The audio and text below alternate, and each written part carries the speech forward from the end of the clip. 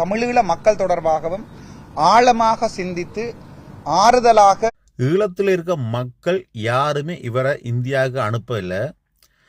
எந்த ஒரு அரசியல் கட்சியும் இவரை இந்தியாவுக்கு அனுப்பலை. ஒரு ஜனாதிபதியில ஒரு ஆலோசனையோட இவர் வரல. இவர் தன்னைத்தானையே பெருமைப்படுத்துறதுக்கோரம் தன்னைத்தானையே ஈழத்தை வச்சு அரசியல் செய்கிறதுக்கோரம் தான் இவர் இப்போ இந்தியாவில் போய் நிற்கிறார். இப்போ இருக்க பிரச்சனை ஈழத்தில் தமிழ் மக்களுக்கான பிரச்சனை ஓரளவுக்கு பரவாயில்ல. ஏன்னா இலங்கையில் ஓரளவுக்கு எல்லாருமே இப்போ நிம்மதியாக வாழ்கிறாங்க. அதுதான் சொல்லலாம். ஏன்னா அரசாங்கம் நல்ல வேறு அரசாங்கம் மாறி இருக்கு. ஏதோ ஒரு இப்போ எல்லா நாட்டிலையும் பொருட்கள்லாம் விலையாக கூடிக்கொண்டு போகுது. அதே மாதிரி இலங்கையிலையும்.